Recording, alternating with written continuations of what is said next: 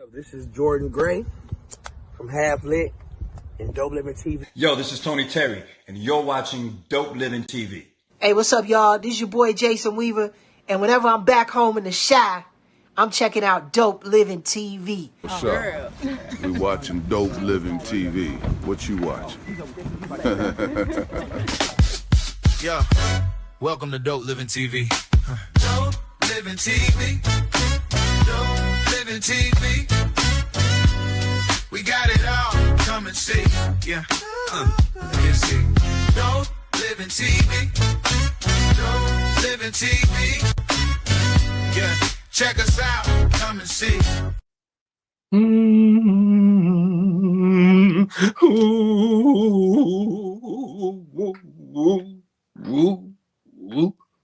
What up? It's your boy Greg Gray. This is Dope Living TV Live. Let me start off by saying Steven's gonna say this. He said, "Nope, I'm gonna let you slide today. I'm gonna let you slide. You want it? You want it? Let's." What's up, y'all? On today, the views that are expressed on this Dope Living TV live show are not necessarily the views of Dope Living TV or its affiliates. And if you don't like it, then fuck get you. Shout out. Rest in peace, my brother Mo. You got it, bro. Rest in peace, Cuzzo. Yeah, man. Hey, man, today, leadership coach Rachel Gary's here. And I wanted to, you know how I put situations into the yeah. So we're gonna put situations into tonight, you know, just like we did with Melanin and Marriage. We're gonna put it on here with Rachel. I hope she come on early because I got some good ones for her, man. Got some good ones for her. Hey, man, look. Oh no, the relationship roundtable got kind of heated. Yeah, you think? It's a great show, though. It's a great show. Let me tell you, Steve. Let me tell you. Oh man, I'm probably gonna run out of juice. I didn't even plug in.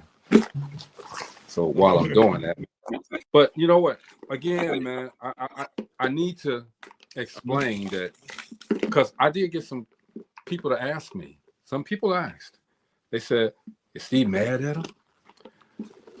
I'm like, and you know, they said, "Well, was his feelings hurt?" They said, "Was his feelings hurt? Did he get mad at Steve?" Steve, tell them what we do here on Dope Living TV Live. No, this is what we do. You know, we discuss, we educate and advocate. You know, we talk about real life situations. So, hey, nobody got no feelings towards it. What was said. We expressed it, and it was expressed. It's controversial conversation all the time. That's what it is. You know, it's just like if you ever in school back in the day, they had debates. And I tell people, you know, people got to understand everyone's opinion is their own fact. Yeah. But that's a good way to look at it. It's like debates, okay? Controlled. Right. Nothing is personal unless we get a guest on here that is so belligerent to us, then we're gonna shoot back. Trust me. I mean, sometimes it go places where, I mean, you know, I did, you know, I didn't get mad at him or nothing, but you know, when he discussed what he watched on TV, it was, you know, Real Housewives of everywhere and divorce court. Hey. Well, it is what it is. Shout out to Brother Banks, S. Marie, and Sister Shout Pat. Out Brother Banks, S. Marie, Brother Pat. You know, we appreciate you guys coming on every Monday with Melanin and Marriage. Now, in 2 weeks, there's going to be, again, we're not replacing Mo. Mo can never be replaced. That seat is always going to be open. All right. But we're going to, I want to say, test. We're going to add somebody else. All right. They're not going to be on all the time, but we're going to add somebody else. I'll tell you about it off the air, Steve. But we're going to try this, see if it works. You know. But yeah, tonight is the relationship, or not relationship. It's the CEO nuggets. Right. And we're gonna ask questions to her about what makes leaders, fail. Why do some people abuse power? Can broken people still lead? I want to put it in a scenario form though. So I want her to understand, okay, look, this happens out there. What do you do as a leadership coach? What would you do? What advice would you give? How would you solve this problem, this scenario? What would you do in this scenario? So it's going to be interesting to see what Rachel says. All right. I want to always keep her on her feet. She is a leadership, and she's doing a great job. Matter of fact, this gentleman right here went to one of her, was a part of one of her mentorships, I'll call it. And he's doing well because of it. Now, would he have done? That's the question. Would you have done as much as you're doing now if you were not in that class? I still would be doing it. I still would be doing, but I think it helped at points where I could say when you're climbing the stairs, where I skipped a stair or two. Okay. All right. But it too, at a point in time, it was a point where I was stagnant at one stair. So, and this that question was not to demean anything that Rachel does, but there's a lot of people that say, well, we got all of these people that say they can do this and they're going to teach me this, they're going to teach me that, and I didn't learn a thing. Okay.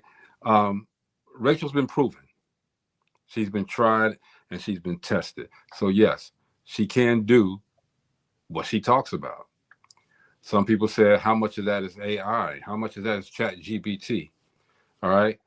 How many of us out there, let's be honest, has not used Chat GPT ever?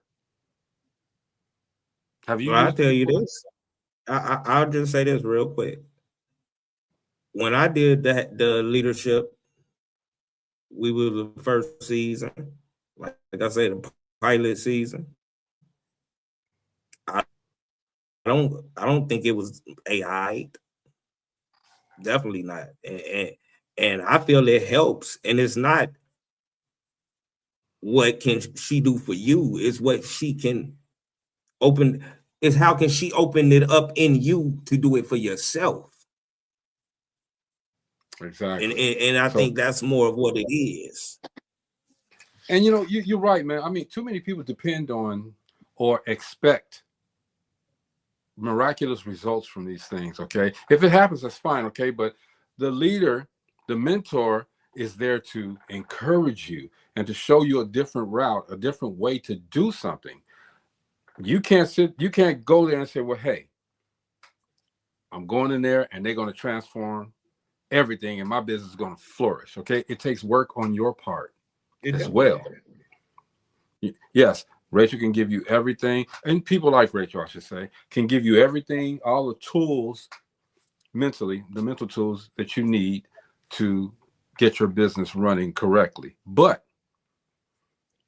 they do not promise you that when you do this, you're going to be rich. When you do this, your life is going to be transformed. These are steps that they've used, which is the same thing we do here, Stephen and I and Gina, Chris, on DopelivenTV Live. We give you examples of what we've done. If you can take from it and it works for you, beautiful. If you take from it, you listen to it, and it gives you room to ponder, think about it, beautiful. But don't expect what we do step by step to work for you. You have to create your own path. You have to create your own steps. You have to create your own movement in order to make your brand move, period. Brother Bugs, man, this guy, Robert Bugs, all right? I don't know if anybody knows him. I don't know if anybody from the hometown, from GI, okay? This man, I'm telling you, I admire this guy.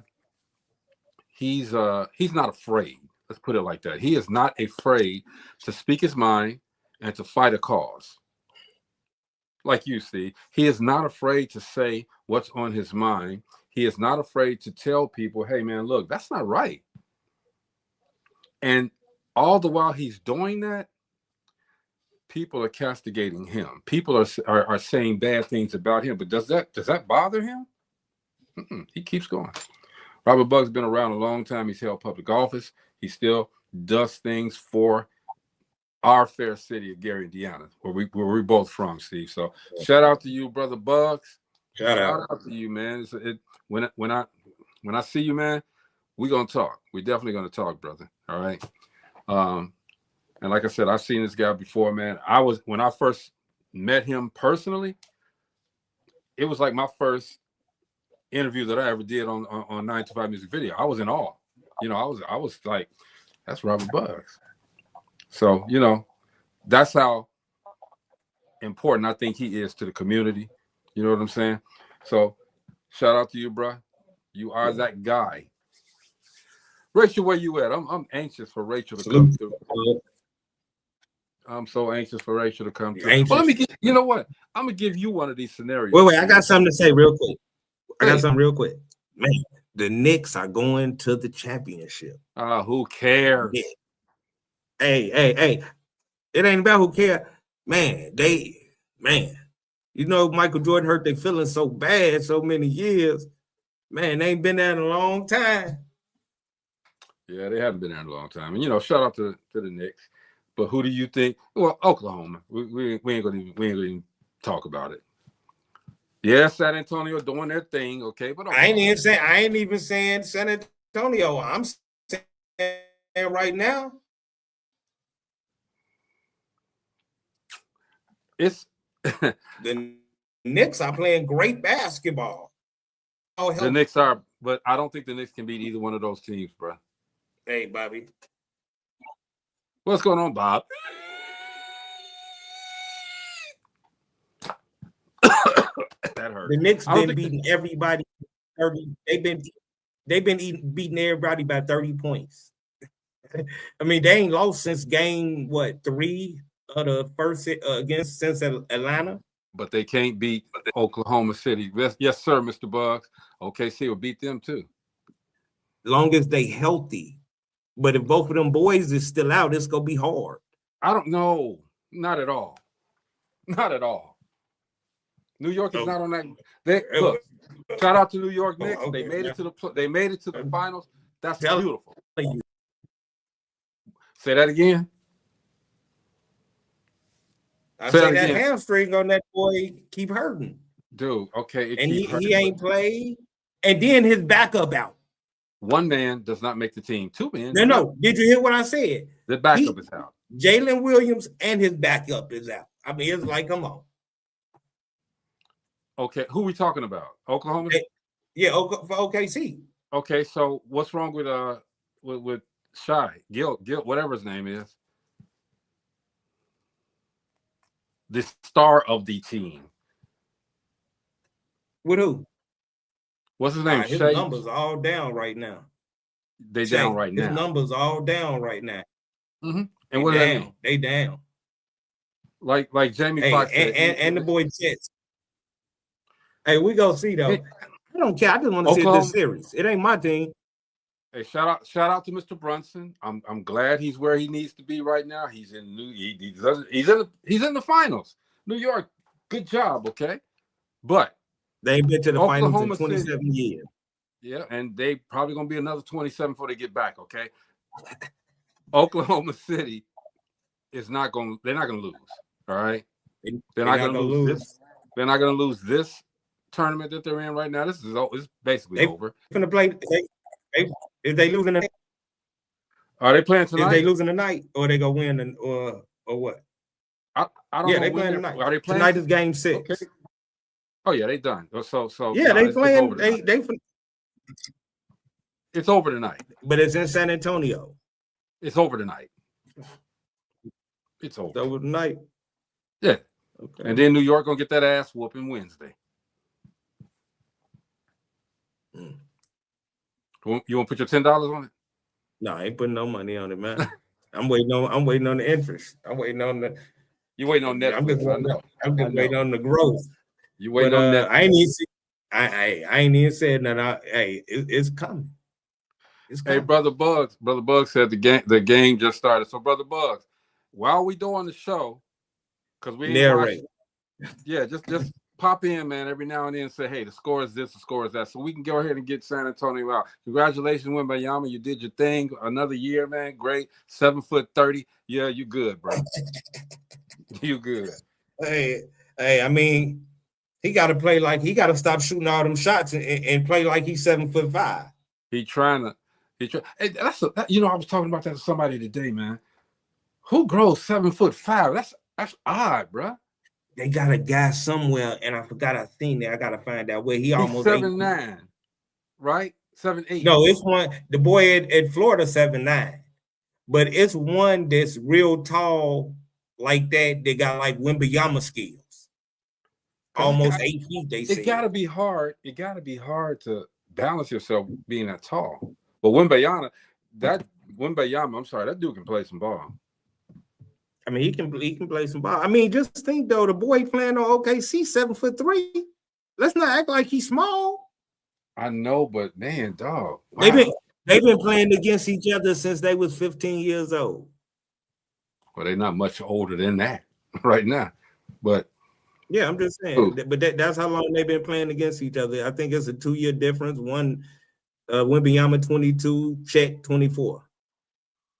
But so yeah, they've been playing. Wembayama, when you guys lose tonight, I speak a little French, okay? I'm inviting you to come to the show, man, and hang out with us and tell us, talk about your getting to the semi conference finals, the Western Conference Finals. Yeah, come on the show. I know you're probably not seeing this, but you'll see it later. All right, come on the show. Let's talk. Yes, you're gonna lose, but come on the show and talk. I ain't gonna say you're gonna lose, man, but hey, everybody got to pay their dues. Michael Jordan lost. Yeah, but he also won 6, which has not been duplicated by anybody. Hey, so real quick before Richard comes on, the greatest basketball player. Everybody talk about the GOAT. Who's the GOAT to you? Before I answer that question, because I'm gonna answer it with what I'm gonna say, and people might hate me for what I'm gonna say. And if you don't like what I say, after you sit down and think about it, and really, really think about it, and tell me I ain't telling the truth. Go ahead. Scottie Pippen is a better all-around basketball player than LeBron James. So he can't be the GOAT because he ain't better than Scottie Pippen. You know what, Steve? I was talking. You might disagree with me. No. I was talking to my son yesterday. And I told him, I said, there is no Michael Jordan without Scottie Pippen. But there is no Scottie Pippen without Michael Jordan either, okay? Scottie Pippen was hands down, to me, the best in his position. The best. No. Let's be honest. No. Let's say the truth. The best at a point forward. I said because he is the creator. He was Magic Johnson was the size of that, but he was a point guard. Scottie Pippen was a 3, but he played the 1. And when I say defense, he picked up the best defense. He defended your best player. And he picked up defense 94 feet. I mean, this is what he did. And I don't.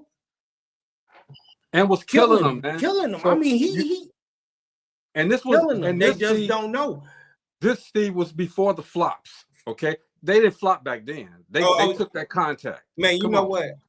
I'm glad you brought that up because I just happened to see some of that stuff. That boy do be flopping his ass. Oh, excuse me. He be flopping. Shea. He be flop. They don't even be touching him, and he already know he gonna fall when he come down from the jump shot. Jordan didn't flop, and Jordan got his ass. No, Jordan didn't flop. But LeBron flopped a lot. Yeah, and I say this: they say Shea Gilgeous-Alexander have 34 points in the game, but only hit 7 shots. They say everything else comes from the free throw line. They say he be getting like 20 points from the free throw line a game. That's how funny. he averaged 30. Because 20 of them come from free throws. That's funny. Man, and I swear, and I like him, but he do. I really got to paying attention today when people say, no, he do. He flop. He flop a lot. He flops. So real quick also, D Starks says we missed a good show last night. D, I just sent you a link, man. Come on. D, you should have sent me a link yesterday. Come through. Man, I just sent you a link. I wish you would have sent me the link. Brother Bug said, I think Dr. J, because he was the pioneer. No MJ, no Larry B, no Pippen. Dr. J made it look easy. Yeah, I give you that. But, Brother Bug, and I hate to disagree with Brother Bugs, okay? Dr. J didn't win a ring. He didn't win a ring, okay? And because he had, this is just my opinion, because he had a team that wasn't as good as him, Dr. J kind of showed out a little bit, okay? Which he had to do. He want to win. Everybody wants to win. Dr. J was something else, though. I mean, he was something else. I mean, he was. I mean, Julius Erving, baby. He was. I can't really. He was the truth. But I'm still telling the truth. I mean, Jordan is the greatest. You know, I don't even. I tell you this. LeBron ain't better than Kobe Bryant. No, not at all. Not at all. Look, I mean, that's why I be laughing, you know, of their GOAT conversations. Because, I mean, to me, he almost like the type of person that you put him in the conversations of Wilt. Great, but never the greatest of all time. And not even in the conversation. People don't even put Wilt Chamberlain in the conversation, the greatest of all time. They don't put him. They don't put Bill Russell. You know, I was going to say Bill Russell. They don't even talk. You know, the Iceman George Gervin. He was the truth. You had and for that matter, if you go way even farther back, Oscar Robertson was. And he took that picture, looked at on that ice, baby. Yeah, you see that with that basketball. Yeah. Ice cold. Yeah. There's been a lot, but you know, it's so watered down now. Me right now, I prefer to watch the women's basketball, college basketball, than watching and the guys too. But these women are coming up, man. They playing some ball. I mean, let me stop. Let me. The views that I express on this, I express on this Dope Living TV live show are not necessarily the views of Dope Living TV or its affiliates. The more you mess up, the more you can say. I mean, it's like the WNBA didn't turn to the NBA. Thank you. I'm just saying. I mean, for real. Hey, and it was funny here during the All-Star game when the WNBA All-Star game was here.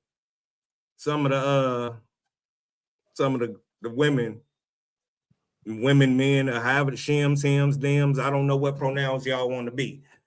I guess they thought they were celebrities. And they look, you know, and they didn't get treated like celebrity, you know. Hey, this is what the club is. You finna wait in line. Hey, you know, it is what it is. And then you ain't even you don't even play for the Fever. you don't even play for the Fever. Hey, D Stark says players from different times. Michael Jordan was great during his time, and LeBron James is great during this day and time. You know, I'm gonna ask you this: LeBron James versus Scottie Pippen. Scottie D his ass up. And he's not going, you know, LeBron, I like LeBron. Don't get me wrong. I like all the basketball players, but LeBron whines a lot, man. If you don't get a call, you ain't going to get the call. It is what it is. But you guys are, you know, back in the day with the Michael Jordan time and before that, man, these guys were getting catered the game. They were getting hit. They were getting elbowed. They were getting they was getting hit. Bloody, man. I got a question for you. Because see, people, I don't think you can be, well, it's a question and statement, I guess. Because first thing, I don't think you could be, you didn't change the game during your generation. How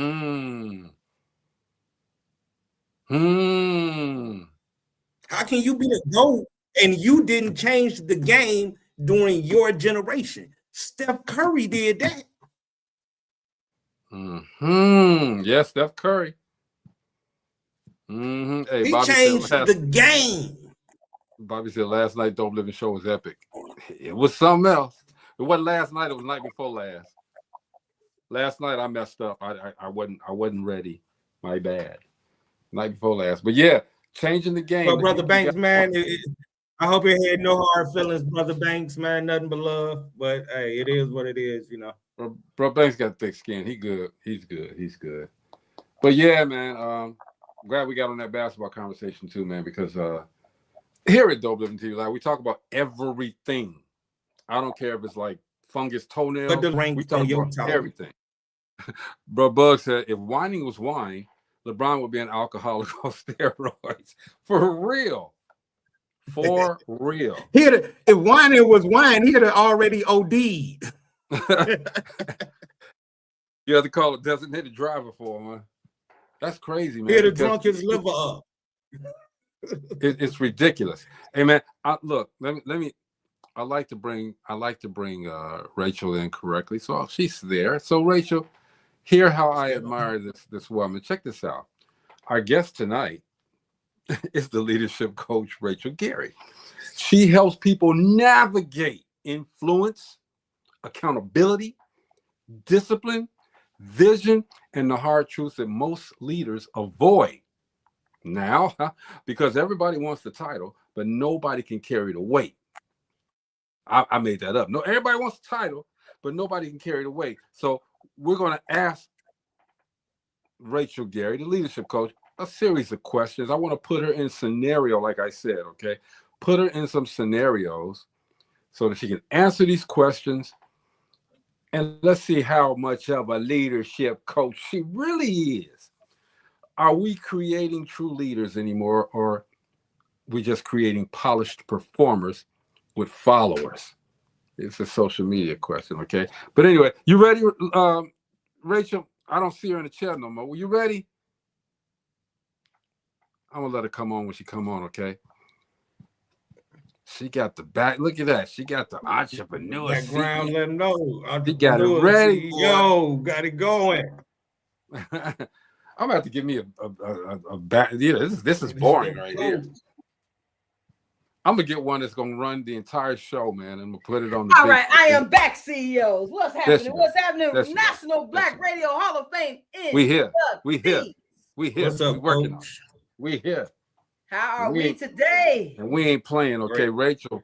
Look, I hope you got. I heard that we going from the monopoly of life to the monopoly of life. That's what I heard. Man, you getting ready to get some. Look, I'm getting ready to test our leadership coach, y'all. I'm gonna put you in some scenarios, okay? We did this Monday with the relationship roundtable with different relationship scenarios. Now we're gonna get. I saw y'all treat them bad.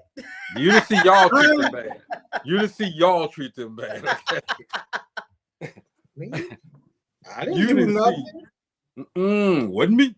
I saw Steve shut a whole lot of stuff down. Woo. So look, Rachel.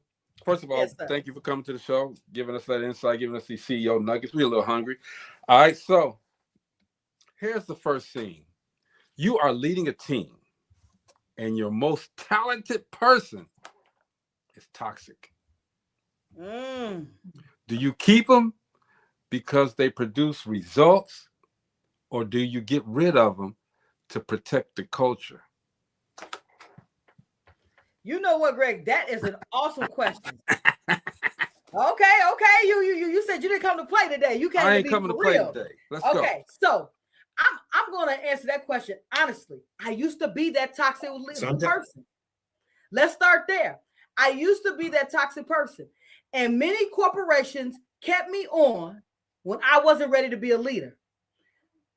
Having retrospect. So you know how sometimes when you think back, I would have made sure that I had the leadership development that was necessary to take the role.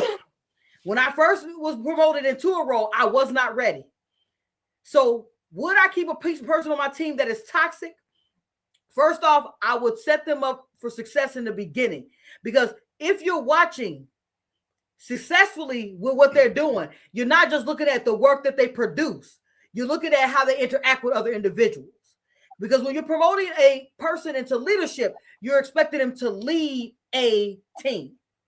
So I would say, if the person was on my team that's toxic, became toxic after I promoted them, because I would have already vetted all this out, I would set that person to the side, explain to them what a leader truly is, and explain to them if they want to be a person that people tolerate or someone that's they're celebrated. And then we will go from there. I will give them. Coach, I got a question when it comes to. Come on, Steve. Yes, sir. I got a question when it go to that. I'm sorry, my stuff be freezing and all that. But what? Because you say you'll set them up for leadership. But what if they're talented but not leadership material? Then they're not leaders. They're not leaders, right? You know what I'm saying? They are talented, but you know, you can't. Like they say, you can lead a horse to water, you can't make them think. You know what I'm saying? Come on, Steve. I will say this: everybody that's talented, just like, I mean, when it comes to writing, I know a lot of people that write, and they really know a lot more now. But I know too that people that write very loud in their books, and they're the quietest people in the room. You know, they can put it down, but they can't lead. You know, I will say this. It goes this way, Steve. I told some employers that you promoted your best worker. And that's what most organizations do. They promote the best person on the team who gets the job done. But that's not always the best leader. Right, yeah. I was a phenomenal worker because I was phenomenally leading myself. I was a focused individual. When you're as focused as I was at the time, you don't have time to be looking at other people and what they're doing. I was so focused, laser focused on me and getting my work done that I was not concerned with what everyone else was doing, which made me a bad leader. Because when you are a leader, you're helping other people grow and develop. And that's and to me, companies right now, and this is across the nation, the world, they promote their best worker. But if that best worker is not a leader, the rest of your team will falter because you have your best worker working as a leader, as opposed to the best worker developing, growing, and elevating the team. So all of them are the best team members, and a leader is leading a group of talented individuals that they cultivated. That's the difference between a leader, a manager, and a person who in those roles. Okay. So that kind of puts right, and see, natural talent only take you so far. You have to cultivate that talent. Absolutely. So, how much of leadership is talent with the talent? Go ahead, see. No, go ahead. You was freezing. Go ahead. No, you were freezing. We not freezing over here. Go ahead. Go ahead. But it's cool now. You got. I mean, it's like I was saying. It's just like how we was talking basketball earlier. It's many people with talent, and their talent maybe came for a little while, and great talent, but because they didn't work hard. And I believe I was at a state where talent took me so far, and I believe what Coach Rachel did is opened a whole lot more within me. Okay. I mean, and we talked about that too. And yeah, leadership is not something that's talked about, it's something that's proven. All right. So let me give you another scenario here. You inherited a broken organization, Rachel, where nobody trusts leadership. What is the first thing that you would fix in that broken organization? The first thing is most likely the reason why they did not trust leadership, because leadership was not trustworthy. Integrity plays a big piece in the things that you do. When you tell a team that you're going to do things and you do not do them, they start mistrusting you. The first thing is that you have to build trust. You have to start building trust. If I inherit a broken organization, first they have to get to know Rachel L. Gary as their new leader. Understand what I stand for. Understand what I want to see in them, how I want to develop them, and be that person on an everyday basis. It doesn't change overnight, but it can change, because they're not speaking to the past leadership. They're having a conversation with a new leader. So the first thing you do in those organizations is build trust. Build trust in you, with you, and build trust in them. So you every leader is supposed to be serving. You're supposed to be serving them anyway, and serving them so they can grow and develop. You have meetings with them. Find out what they're looking for. And I tell you, 10 times out of 10, no one's looking for more money out of an organization they want work for. People will work for peanuts if they're respected and led well. Okay, it depends on what kind of conversations you're having. So how do you fix a broken organization? 1, get to know the people. 2, make sure that you do the things that you say you're going to do. Set clear expectations with them and how they can come to you. And I'll use myself, for instance. I inherit a lot of broken organizations over the years. And what I've done always is I come in the first 60 days, I tell upper management, I'm not changing a thing. Not one thing. I don't care what's wrong. I'm not changing anything. For 60 days, I'm just getting to know the people and the organization in which you have. I find out what the deficiencies are with the people. I conversate with them first. I tell upper leadership, do not tell me anything about what's going on. Let me know. Let me find out. So I create the connections with the individuals. I work with them in their stations, work with them in their different work ethic, sales, customer service, operations, everywhere. So I can understand the whole process, because you can't say you're going to change something in 60 days if you don't even understand what they're doing today. That's good. I like that. Okay. Now, we talked about this a little bit. Steve, you had mentioned about somebody being qualified to lead. Okay. Rachel, scenario, you can tell yourself when someone close to you isn't qualified for leadership. So the question for you is, do you tell them the truth, or do you protect the relationship? I'm going to tell you, I'm a more straightforward person, which gets me in trouble a lot. I want to be honest. I'm not going to be honest. I'm not going to sit here, because it doesn't get me in trouble with the person that's the right person. If I can't have an honest conversation with you, then we might not need to be close in the first place. I want a friend to be able to tell me you are screwing up, and I want to be able to do the exact same thing. If we can't have a honest conversation with each other, you're in the wrong circles anyway. That's the first thing. If I can't be honest with you, and I don't mean abusively honest, you can be constructive without being mean.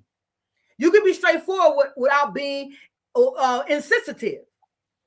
I'm a straightforward individual, which means I'm going to just tell you what is going right and wrong and try to steer you on the path. If you don't want to be on the path, that's up to you.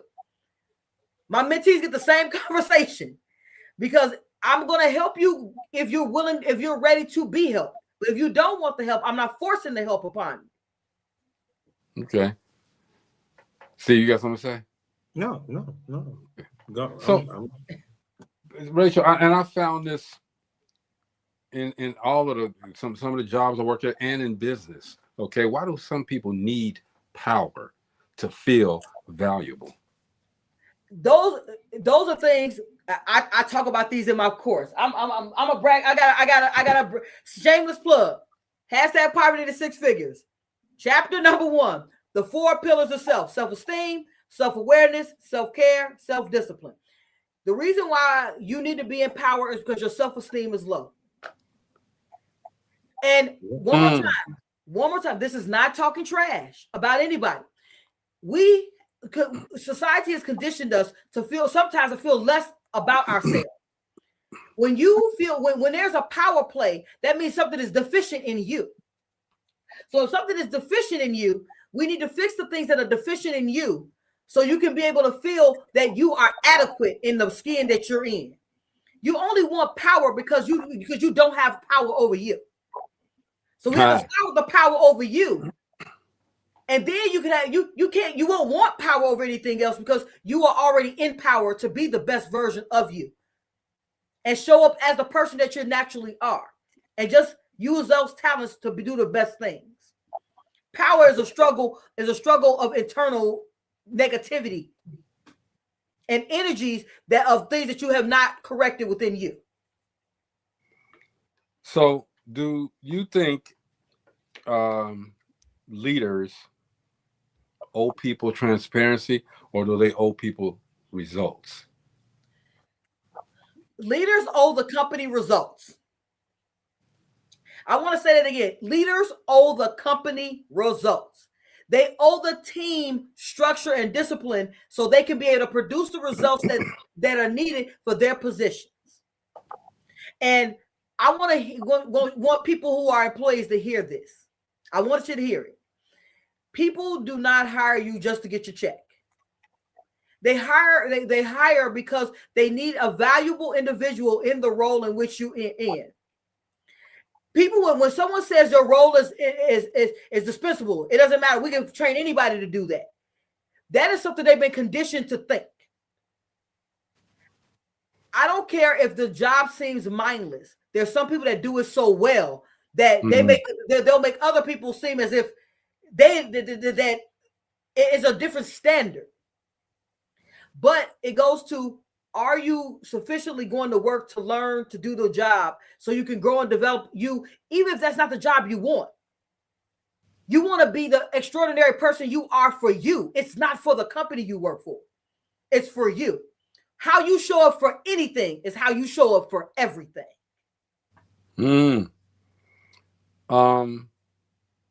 Okay. If you as a leader, say you make a bad decision publicly and you apologize for it, is apologizing strength or is it weakness? For me, that's integrity. It's always strength. It's strength in owning up for a mistake. I make mistakes all the time. I think Steve has heard about them in some of our masterminds. I talk about one I just mentioned a few minutes ago that I made a really bad decision when I first took my role in leadership. It is strength in you admitting when things are not going well and getting help for them to get better. There is strength in help. There is weakness in hiding. That to me makes you weak. I'm weak when I'm hiding. When I was hiding about something, I'm guarantee you, I felt extremely weak. I felt my character was weak. I agree. I feel like I'm lying to myself if I'm hiding, Exactly. I feel that to me is a weakness when I'm not being transparent, or when I'm hiding something, or I'm not willing to admit I was wrong.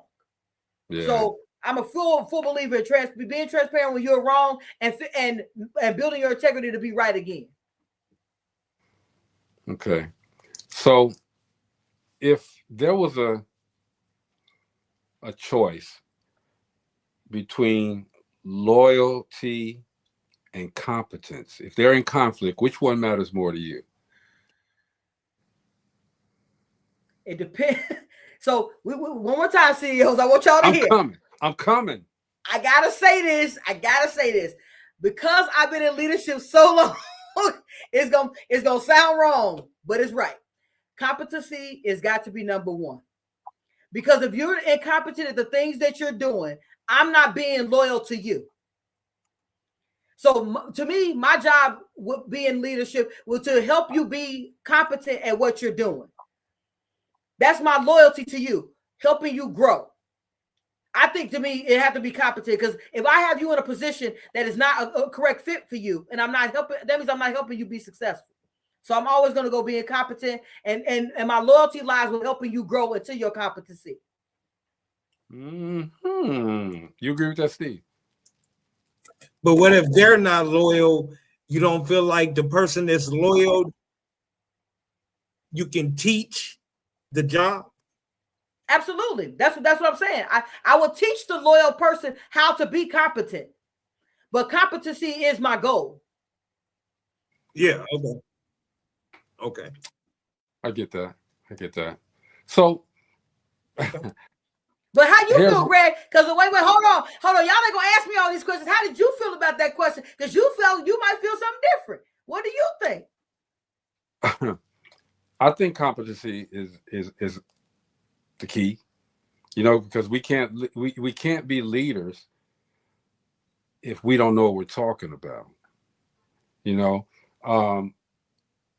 There's a such thing as I'm gonna fake it to make it. Now, there's been some jobs where, hey man, I said, but we're talking about Jesse.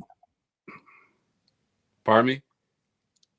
We weren't talking about your competency. We're talking about that of the person under you. Okay. All right. You're right. Absolutely. I was wrong. Let me refocus. I would want just because you frozen don't mean you ain't gonna get that out to him. I want the person under me, which I never like to say anybody works for me. I never like to say anybody is under me. We're here for the same goal, same purpose, okay? But I want you to be competent enough that if I'm not leading you, I'll say in the way that you feel that you need to be led, be competent enough to continue or strengthen what I'm talking about as the leader. Strengthen it. I'm good with that. All right. Let me read these comments real quick, Rachel. Leaders who can only lead skills are not part of the team.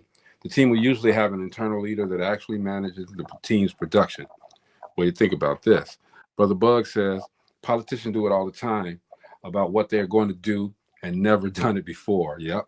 Trump and Heck says, yes, sir, knows absolutely nothing about the military. A good leader has to be a good follower, very observant of the total task at hand and knowing who to delegate responsibilities and have faith that when all implementations are in place, the objective is accomplished. I agree totally with that. I really agree with what Robert said. And I would say this. As a leader, you put people in place that are good at their respective roles. Now, I'll use myself for instance. I'm gonna use the exact what I'm doing currently. Currently, I'm on a campaign for selling 10,000 books. Right. I have a campaign director. I had a person head of branding and marketing. I had someone who's helping me with social media marketing, and I have a graphic designer. Mm-hmm. Now, each of them have something that they're strengths. Now, does that mean I have no idea about those 4 components? No. But I went to them because I wanted their strength to strengthen the team. You can't be everything to your team. You have to be the leader who can delegate responsibilities. And when the person doesn't do the job, being able to replace. So I'll say this, I'm not going to say replace, because I tend to, this is my way, guys. One more time, as a leader of 25 years, this is what I will work with you and ask you to do something 2 or 3 times. I'll have a conversation about how I would like things done. I give clear instructions on what I require, because that lets you know if you can. And then I ask, is everything okay? Do you need assistance to be able to reach the goal? I do this automatically. It automatically comes that way from me. When someone says, I'm okay, I understand, and they do not deliver, I always ask a second time, okay, I didn't get this when I wanted it or when we needed it. Is there something going on that I might need to know so we don't have these problems going forward? Do you need other things from me to make sure you're able to successfully complete your task? I just had a meeting today with someone who got upset because I brought someone else in to assist me in a part of the business. It's the part of the business that's dropping. Now, I also said in that same meeting that I am not going to sit around and wait for you to decide when you're going to do the work. So to me, that is about being a leader who understands. Now, did you hear me say I did the work? I didn't. I said I brought someone else in who understood that. that is what when Mr. Robert is speaking about Trump and at the end of the day, they're not going to know everything. And nor are you expected to as a leader. Leaders, I want y'all to hear the CEOs. You're not expected to know everything about your business. You're expected to run what your business, tell people what you have to be clear on what your goal is. Because your team cannot support a dream that they have no idea that of a target. You are the person who's working on your business so you can give them the direction of how to run in your business. You know, as far as the competency goes too, if I'm teaching someone, I try to use lessons because again, you know me, Rachel, you know me, Steve. I've been through just about every doggone thing, okay? But I would never tell anybody to be like me. I want you to be yourself, okay? And be competent.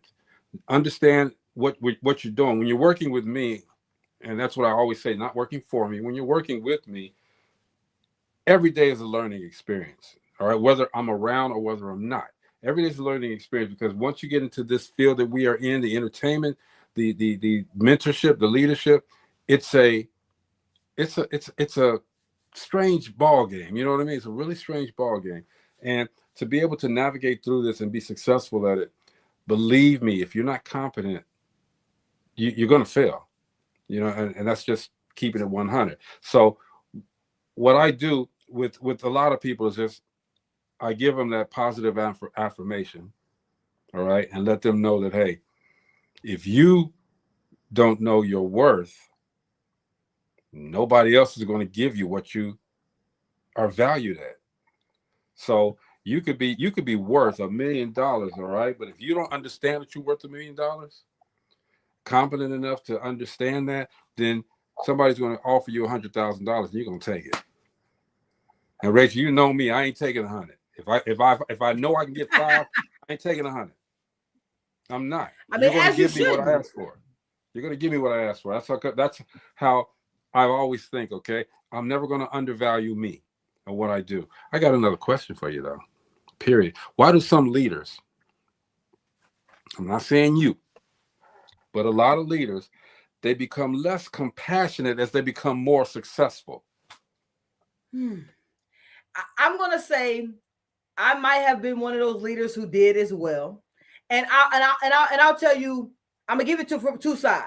One, I believe that the less compassion comes from that, you know, that you see more and you realize that your compassion in the beginning might have been misguided. Mm-hmm. However, I believe that being compassionate does not mean, being compassionate means that you understand another individual. And to me, I never lost that. I never lost the being understanding or wanting to understand, because I seek to understand, not to be understood. Mm-hmm. So for me, I seek to understand what's going on with you. I mean, do I want you to understand what I'm saying? Yes. But first, no, I want to understand where you're coming from and what's going on. So that's where my compassion is always with understanding. So why do most leaders, because a lot of them have been through all of the, when you have grown, or as opposed to being appointed, there's a difference. If you went to college and your college degree is what got you the role, a lot of times it takes a lot longer for you to get the learning curve to understand what people that might have lower positions than you are actually going through. For me, I feel that every leader should know how to know what someone's job is, not on paper, but in person. Yeah. So when and most companies I have worked for, I encourage upper leadership to, when new people come in, no matter what their role is, let them learn operations, let them learn sales, let them learn customer service, because then you have an understanding of what that team is going through when you're sitting in whatever position and giving instructions on what needs to happen. Hey, I'm gonna let y'all know this real quick too. And thank you, Rachel, for answering those questions. That was pretty cool. I'm gonna tell y'all, and I just thought about it because I'm watching my sister right here. When her and I used to work together many years, 20-some years ago. We used to work together, okay? But and I hadn't seen her. We talked every now and then, but I hadn't seen her in a while, okay? And I'm just sharing this with you guys. So I'm at this book signing. I didn't know she was going to come. I know we had talked, but we didn't talk about her coming there. I literally cried when I saw her. I cried. I ain't ashamed to say it. I cried. I hadn't seen my sister, who I love and admire, is in my heart. I hadn't seen her in damn near 20 years, y'all.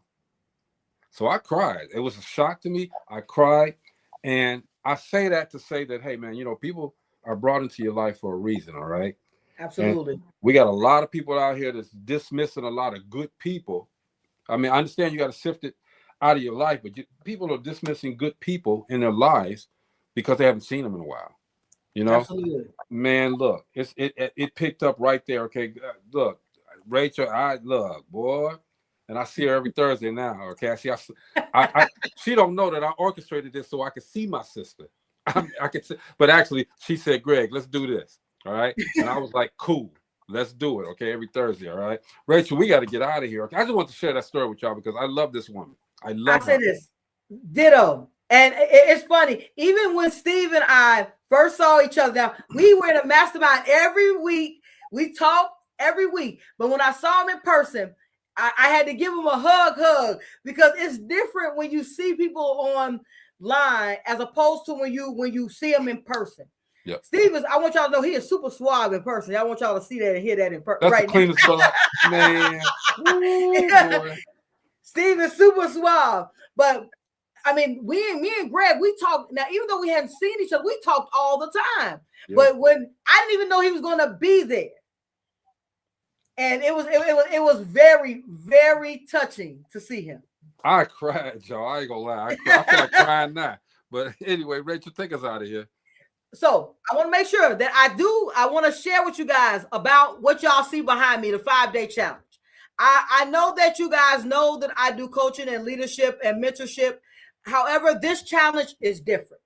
This is 5 days of diving deep into who we need to step into to be able to develop and grow our businesses.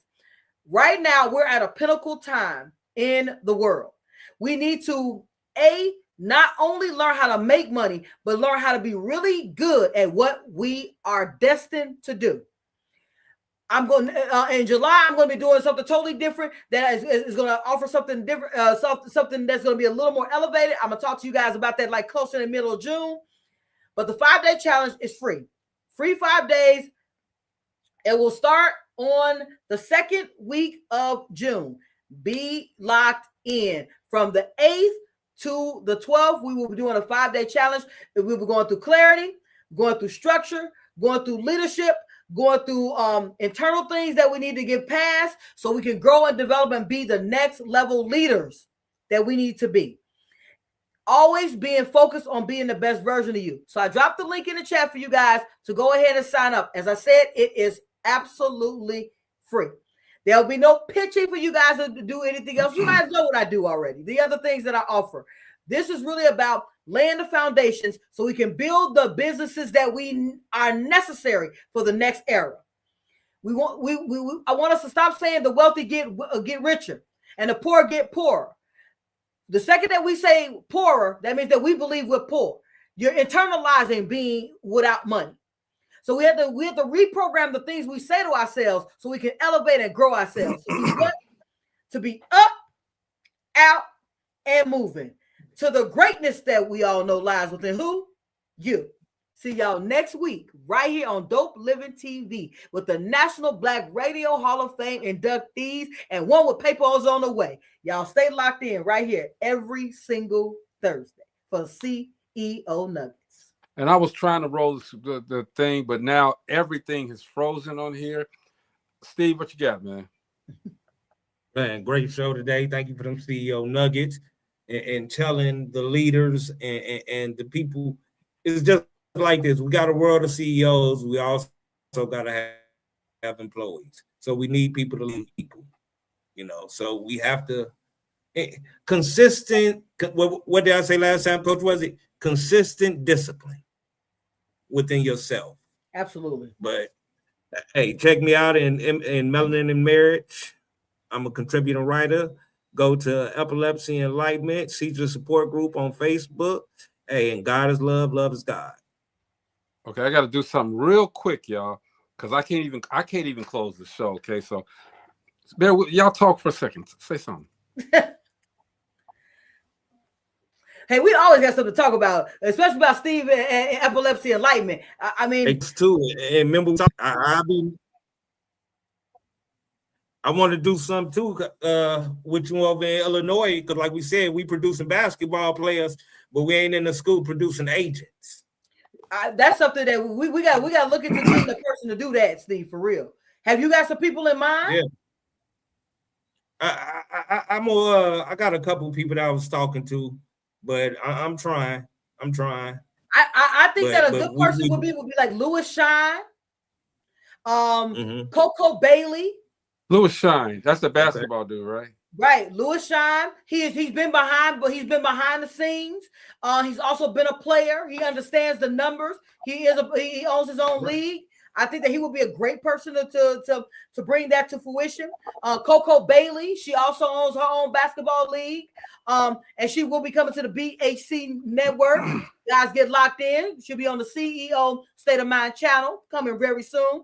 I think that those are two people. Just that I know in our circle right now that they understand the game, which means that they can understand how to train a next level agent or an agent to be able to grow to the next level. Yeah, Louis Shine. And these are, like I say, these are programs we need in schools, because back in the day, you went to a trade school half a day, but they taught you to be laborers, and let's just teach something else. But we'll push them on that court. We'll push them on that court to go to somebody else and try to work them. It might not get to a school, but we could. There could be a program that they create. Right. Even with because of how they got the NIL deals. You know what? I was supposed to do something with Brother Bug. Some programs that allow Brother Shine and his wife, and I'm going to share it real quick. So you know how a long time ago that TV used to be on radio, all right? His wife does a lot of plays. Shabiria. Okay. Yeah. And I told them that I wanted to produce and help them get her plays or do a script and put it on the radio and have 15-minute whatever, and then make it recurring. And if you're watching Brother Shine, Sister Shine, it's my fault that it didn't happen. I put too much on my plate, didn't get back. But if you still want to do it, I'll put the money and the time behind it, okay? Except for $10. Gotta save $10 because I owe Steve 10. What we waiting on. What'd you say? I ain't waiting on 10. What I'm waiting on? Netflix. Netflix. He know waiting on 10 million. All right. I haven't stopped trying. I just don't talk about it no more because I got work to do. You know what I'm saying? Hey, it's all right. Trust me, they see the show. Oh, I know they trust me. They see the show every week. Executives from there. Look, it's a lot of stuff that I just don't talk about. Okay, so we ain't gonna talk about it. All right. But I know people who and I'll leave you all with this. And Rachel, I know you're gonna agree, and Steve agree. If you disagree, I'm wrong, and I'll accept that. But whatever platform you're on, whatever you're trying to promote out there, whatever you push out there, however you're pushing it, somebody's watching. And there's somebody that can change your life that is watching, but they haven't come to you because they want to see a little bit more. All right. They want to make sure that when they invest their time in you, that they're going to get results from that. Okay. And Steve, you know that, and I don't know if you, Rachel, if you know that I know what, but Steve, you know that what I'm talking about, because that's what I did with the music video show. Okay. I waited and I waited and I waited, did my thing. I grew it myself. Okay. But when the opportunity came, that one person saw it and said, hey man, look, I need you to leave this, come to this, and we're going to blow it up. And they did. All right. And I ain't seen him for 20 years. Well, that facts. 15 actually. Facts though. Facts. Because I was Hey, busy. but you know what though? This is one thing that's truth and real. You know,